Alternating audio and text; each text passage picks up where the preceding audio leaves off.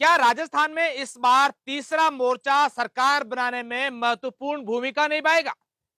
क्या हनुमान बेनीवाल और चंद्रशेखर आजाद की पार्टी के गठबंधन के बाद जो चर्चाएं राजस्थान में चल रही हैं कि ये गठबंधन है, किस पार्टी को फायदा पहुंचाएगा? तमाम प्रकार की चर्चाओं को लेकर आज हम लोग बात करेंगे। कल राजस्थान में राजनीतिक घटनाक्रम जो हुआ है, जिस तरीके से गोविंद सिंह डोटासरा के घर ईडी का आना, उसके बाद से हनुमान बेनीवाल और चंद्रशेखर आजाद की पार्टी का गठबंधन होना, इन दोनों घटनाक्रम की आज पूरे प्रदेश भर में चर्चा चल रही है।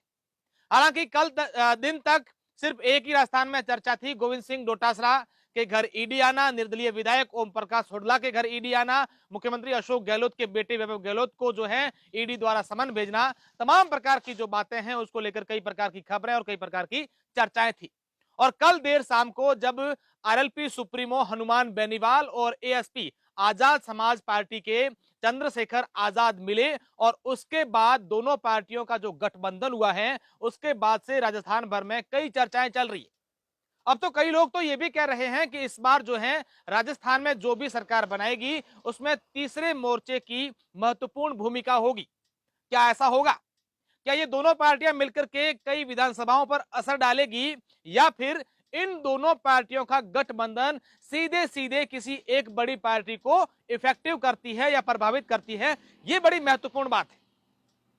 अगर बात करें 2018 की, तो राष्ट्रीय लोकतांत्रिक पार्टी उस समय जो है नई नई पार्टी बनी थी और पूरे राजस्थान भर में उसका जबरदस्त तरीके से क्रेज युवाओं में था। हालांकि राजस्थान की कई विधानसभाओं पर उनके प्रत्याशी खड़े थे, कुछ विधायक भी बने। और चंद्रशेखर आजाद की आजाद समाज जो पार्टी है, उन्होंने इस बार राजस्थान के विधानसभा क्षेत्र में मजबूती से पांव रखा है और ऐसा बताया जा रहा है कि दोनों पार्टियों के गठबंधन के बाद ये राजस्थान की लगभग सभी विधानसभाओं पर चुनाव लड़ेंगे। हालांकि इसको लेकर अभी तक कोई बात जो है स्पष्ट नहीं हो पाई है, स्थिति क्लियर नहीं हुई है कि ये लोग 200 विधानसभाओं पर जो है चुनाव लड़ेंगे या फिर ऐसे विधानसभा क्षेत्रों में चुनाव अपने प्रत्याशी उतारेंगे जहां से इनको अच्छा मार्जिन मिल सकता है। ऐसा बताया जा रहा है कि इन दोनों पार्टियों का अगर गठबंधन हो जाता है, जिस तरीके से ये 29 तारीख को जयपुर में एक बड़ा जो है रैली निकालने वाले हैं और दोनों के पार्टियों के नेता हैं वो सामूहिक रूप से एक साथ संयुक्त रैली निकालेंगे, उसके बाद से उसका क्या असर पड़ता है? हनुमान बेनीवाल और चंद्रशेखर के आजाद की पार्टी की बात करें तो इन पार्टी को लेकर निश्चित रूप से यह कहा जा सकता है कि जो युवा वर्ग है उनमें जबरदस्त तरीके से क्रेज है।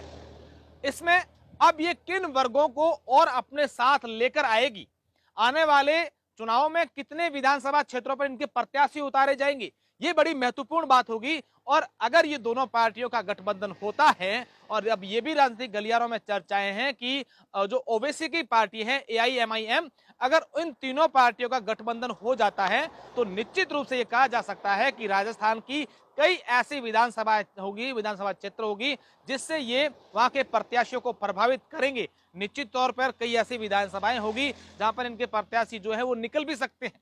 लेकिन अगर इन तीनों पार्टियों का जो गठबंधन हो जाता है और उनके बाद ये विधानसभा क्षेत्रों में अपने प्रत्याशी उतारते हैं, तो ये कह सकते हैं कि दोनों ही पार्टी, चाहे कांग्रेस की बात करो या फिर भाजपा की बात करो, उनके प्रत्याशियों के जो वोटर्स हैं उनको ये इफेक्टिव करेंगे और प्रभावित करेंगे। तो अब ये एक गठबंधन बड़ा होता है, उसके बाद से जिस तरीके से लगातार इनकी जो है वो किस तरीके से कैंपेनिंग रहेगी, ये देखने वाली बात होगी। और अगर इनकी जो है 10 से 20 के बीच में अगर सीटें आ जाती इस गठबंधन की, तो अपने आप में ये कहा जा सकता है कि राजस्थान में आने वाली जो सरकार होगी वो कहीं ना कहीं इस गठबंधन पर निर्भर करेगी।